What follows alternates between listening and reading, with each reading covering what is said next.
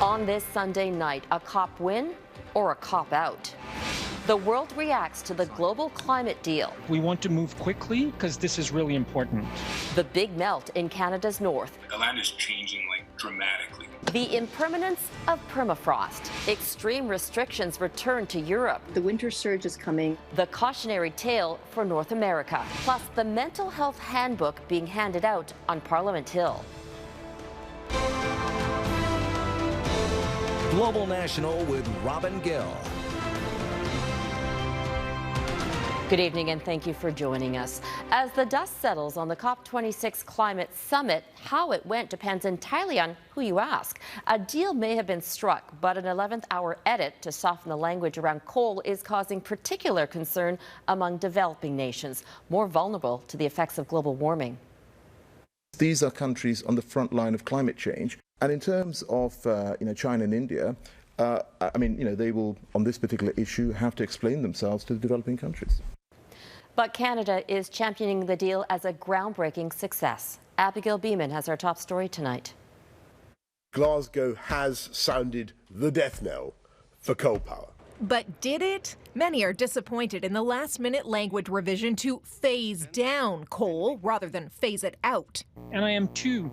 But that includes Canada's brand new Environment and Climate Change Minister, although Stephen Guilbeault declares the overall summit a success. Clearly, it's a win. It's not everything many of us were hoping it would be, but there are many things that we have now that the conference has ended that we didn't just a few weeks ago. Inside COP, while there is disagreement on the question of declaring a COP win versus a COP out. Virtually all of the rest of the industrialized world has already done more than Canada has done and has pledged to do more again. But still, the collectivity of all the promises made here in Glasgow don't hold us to 1.5 degrees. Most agree the attention paid to fossil fuel and coal was groundbreaking, and some say the summit represented an important shift. This felt like the meeting where climate change was busted out of its environmental policy pigeonhole and has become a much more significant ordering principle for the global economy. Canada's pledges include phasing out coal by 2030 and capping oil and gas emissions to get to net zero by 2050. Guilbeault isn't yet offering up specifics, saying more consultation is needed first. We want to move quickly because this is really important. If we're still sending oil and gas on the market, we shouldn't kid ourselves that we're betting on the failure of the Paris Agreement and contributing to a pretty awful world for the next generation. Catherine Harrison says next year's COP in Egypt will see more pressure on countries, including Canada, to both boost emissions targets. Canada stands at a 40 to 45% reduction by 2030 and put more money on the table to help developing countries go green. Abigail Bimman, Global News, Ottawa. There's another piece to the climate change puzzle that Canada must confront. Warmer temperatures in the Arctic are thawing permafrost, which accounts for 40% of this country's surface. And that big melt is releasing carbon that has been locked away for centuries. Not only that, life is being disrupted in these remote northern communities. Eric Sorensen explains. Few countries in the world have permafrost, but Canada has 4 million square kilometers of it. 40% of this country's landmass sits atop the frozen layers that have held carbon for eons, but are now threatened by climate change. The permafrost is warming at a rate of 2 to 3 times faster than the global rate of increasing air temperatures. As the surface layer begins to thaw and intersects this ice-rich layer. For scientists like Scott Dallimore, permafrost emissions, while not man-made, must be dealt with. The natural sources of methane and CO2 release have been overlooked. And the key area that's been overlooked is in the permafrost areas. Permafrost exists under the land and below the sea floor. Centimeters beneath the soil, permafrost can be 1 meter or several hundred meters thick. As it thaws, plants decompose and carbon dioxide is released. The melt destabilizes the coast. Landslides are quickly eroding the shores, with similar marine slides under the ocean. And methane, long trapped in or under the ice, is also being released. Methane is a more potent greenhouse gas than carbon dioxide and is now bubbling up all over the north. The impact has been dramatic in coastal communities like Tuktoyaktuk in the Northwest Territories, where thawing is destabilizing roads and homes, and the ocean is accelerating the erosion. Communities like Fort Simpson are experiencing sinkholes. The land is changing like dramatically. So infrastructure could be the roads. So permafrost melting can upset road maintenance. This will also change the dynamics of how the wildlife are moving around. Permafrost was supposed to be permanent. Now scientists and the people who live in the north have to rethink everything from coastal and land management to the health of people and wildlife. In terms of the community, in terms of the north, the emphasis on adaptation to climate change and adaptation to changing conditions in permafrost is an essential priority. This time lapse from researchers in Alaska shows several meters of coast washed away in little more than a month. It seems northern countries have a new and urgent climate burden to take account of what's happening with permafrost. Canada has the second largest endowment of permafrost on the globe. Our responsibility as a country isn't modest in this regard. What are the overlying sediments? On top of curbing man-made emissions, Canada will need to look at how to track the natural emissions across a vast and warming Arctic. Eric Sorensen, Global News, Toronto. Turning now to the pandemic, new lockdowns are being imposed in parts of Europe, which is once again the epicenter of COVID-19. In Austria, the measures are extreme, targeting the unvaccinated, and that has led to protests. But as Jennifer Johnson explains, experts warn the situation in Europe should serve as a warning for North America. New cases of COVID-19 are again sweeping across Europe, a 50% jump in October and a similar surge so far this month. Europe is again the hotbed of a pandemic that won't go away. I'm seeing the storm clouds gathering over parts of the European continent. We've been here before, and we remember what happens when a wave starts rolling in. 1.4 million Europeans have died from COVID-19. Countries with the best medical systems are no match for this virus. Even the vaccinated are getting sick. COVID-19 is surging in countries with lower vaccination rates in Eastern Europe, but also in countries with some of the world's highest vaccination rates in Western Europe. Vaccines do not replace the need for other precautions. But experts say the world has become COVID-19 weary, and people aren't being careful. The patterns that we are seeing across Europe, the patterns we're seeing across the world, are entirely predictable. Because when you lift public health and social measures, you're going to see the virus thrive. Another lockdown begins Monday in Austria for the country's 2 million unvaccinated people. Protests broke out in the Netherlands after a new partial lockdown was announced to slow the spread of the virus. Many Europeans say they do not want to go back to the early days of the pandemic. I was quite tired of working at home, sitting on the attic behind my laptop, so I'm not looking forward to a new lockdown, I'm afraid. Medical experts say what's happening in Europe should set off alarm bells in North America, which has followed previous European COVID-19 surges. Doctors continue to urge everyone to get vaccinated. Winter is coming and the winter surge is coming unless we all take collective action. Already cases and hospitalizations are surging again in dozens of U.S. states and parts of Canada. Now experts fear the worst is yet to come again. Jennifer Johnson, Global News, Washington. Queen Elizabeth has missed one of the most significant events on her calendar because of a sprained back.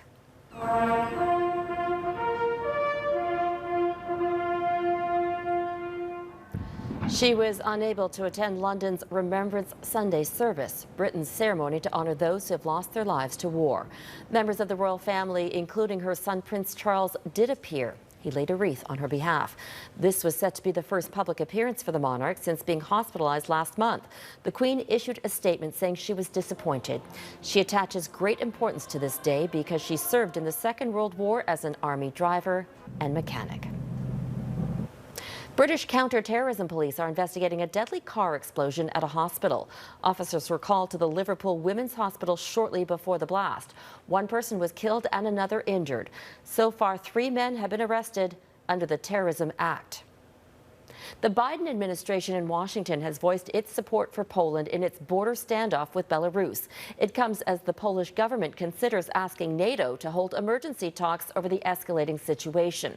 Caught in the middle, thousands of cold, hungry migrants who are growing more desperate by the day. Critics say they're being taken advantage of in what essentially amounts to a propaganda war. Redmond Shannon reports. If you don't follow the orders, force may be used against you. Much of the footage we are seeing from this escalating migrant crisis either comes from Polish authorities or from the Belarusian government and state media. It is a propaganda war on the eastern edge of the European Union. The weapons, as described by the EU, thousands of people from Iraq, Yemen and Syria trying to get to Europe, but stuck inside Belarus.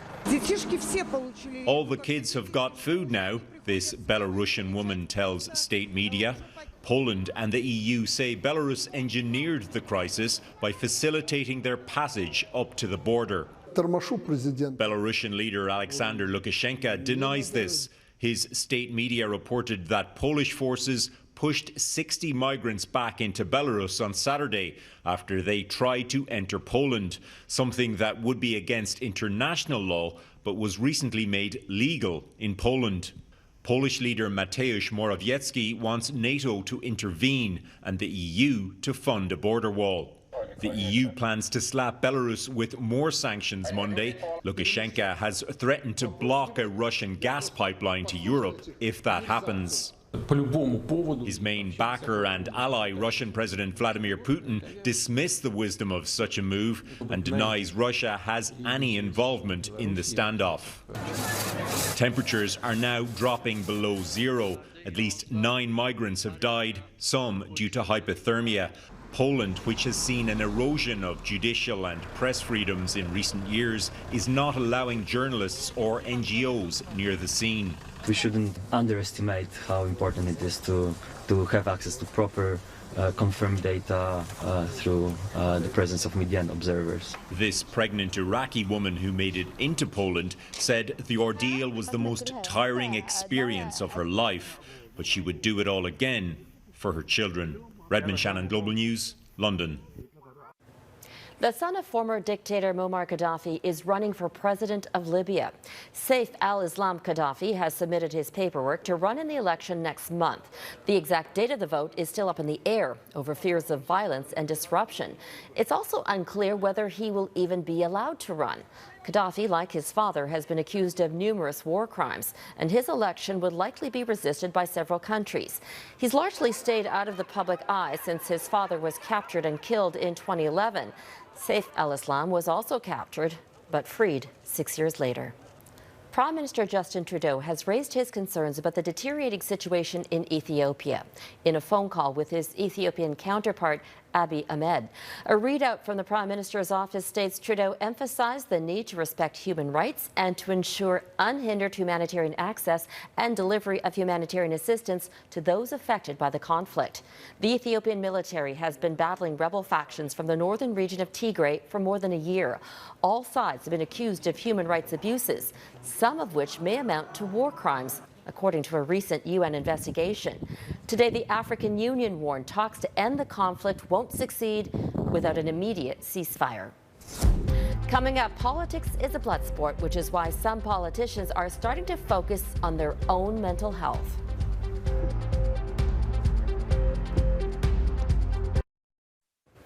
In just over a week, the 44th Parliament will begin, and it'll be the first to include a Minister of Mental Health and Addictions.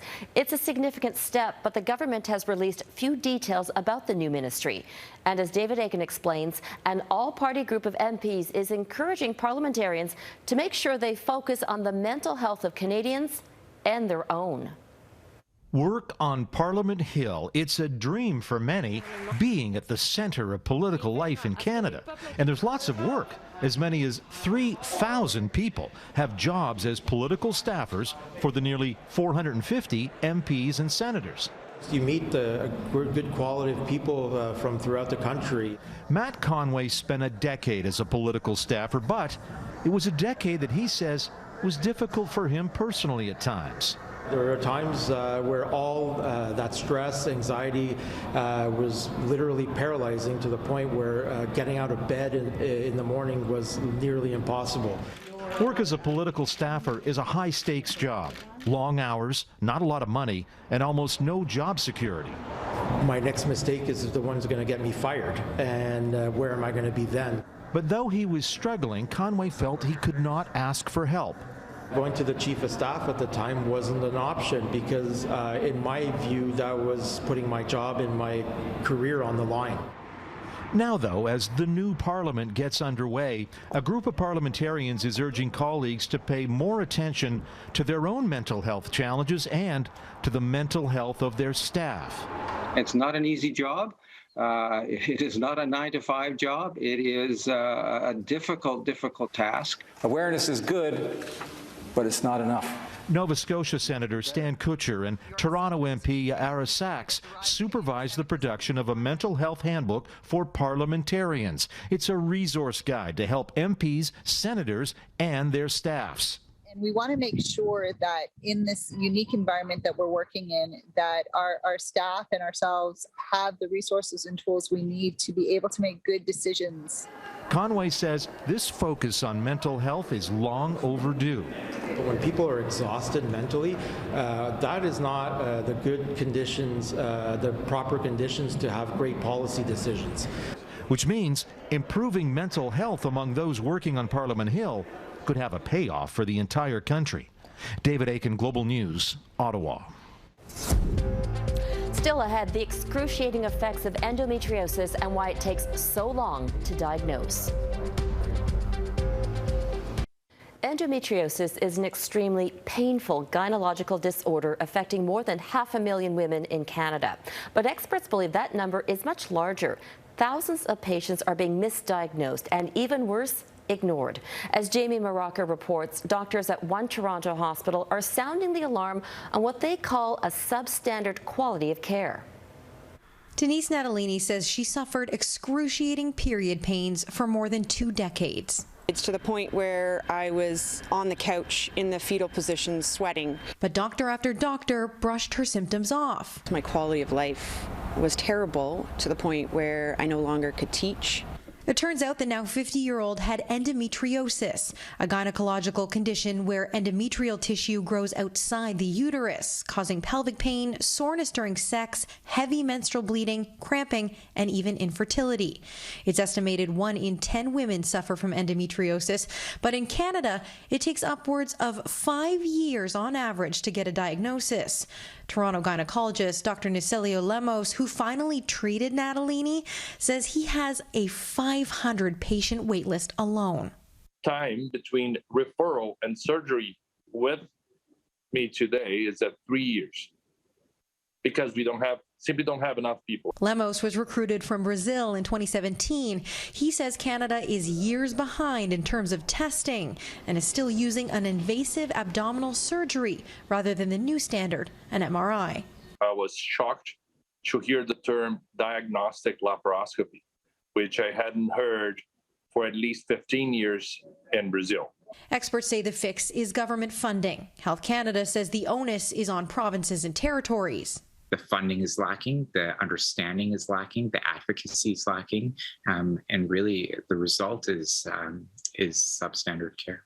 Leaving more than an estimated 1 million women like Natalini to advocate for themselves. They just didn't listen to me, and it's not normal to have this kind of pain. Or risk suffering for years without ever knowing why. Jamie Maraca, Global News, Toronto. Up next, a BC doctor's diagnosis of climate change as a medical issue. There's a big focus on how climate change is impacting the world around us. What may not be as evident is how it's impacting our health. A doctor in British Columbia is now giving some of his patients a new diagnosis for what's making them sick. Ted Chernecki explains. This isn't the Kootenays a family doctor remembers as a boy. I grew up in this area, and I don't remember problems with heat or wildfire smoke growing up at all. Since I've been back for the past 8 years in the Kootenays, more often than not during the summer, we're having a significant period of wildfire smoke, and then this past summer with the heat dome. He and many of his colleagues in Nelson and elsewhere in the province have taken to adding the words climate change when filling out medical reports. No one can say for sure, but logic dictates that some of the patients they're seeing shouldn't have symptoms so severe if it wasn't for heat and smoke. and especially if it doesn't cool off at night, which it didn't this past summer. You get dehydrated. That makes it harder to manage your blood sugars. Then your diabetes can go out of whack, which makes it even harder and even more likely to get dehydrated, and then you show up in an emergency department. This map from Health Canada shows the premature deaths per 100,000 for those exposed to certain air pollutants. Worst in the country is BC's southern interior. And 5 of the top 15 regions in Canada are in BC, with the Okanagan-Similkameen easily topping that list. An expert on air pollution believes our healthcare system needs to be better prepared for not if, but when. It's pretty well understood that this is something we should anticipate, and it's almost like we'll be lucky if next summer we don't have something like this. He runs UBC's Air Pollution Exposure Lab, aimed at collecting the science needed to know what air pollutants, be it diesel fumes or smoke particulates, are doing to the human body. In some cases, reducing pollution levels can solve a lot of problems, but that's never going to happen with wildfires. People that can't afford air conditioners, etc., that don't have them, they really should be supported by the government, because otherwise we're just letting everyone down. And we're not talking about minor issues. We're talking about deaths, nearly 1,000 last summer from heat alone. So for the beleaguered taxpayer, subsidizing an air purifier or an air conditioner for those who can't afford it might be far cheaper than even a short stay in hospital. Ted Chernecki, Global News, Vancouver. And that is Global National for this Sunday night. I'm Robin Gill. Tonight, your Canada is this rainbow over Marchmont, Ontario. We'd love to see your corner of the country, so please keep sending your photos to viewers@globalnational.com. Thank you for watching. Donna Friesen will be back at the anchor desk tomorrow, and I'll see you next weekend. Have a great night.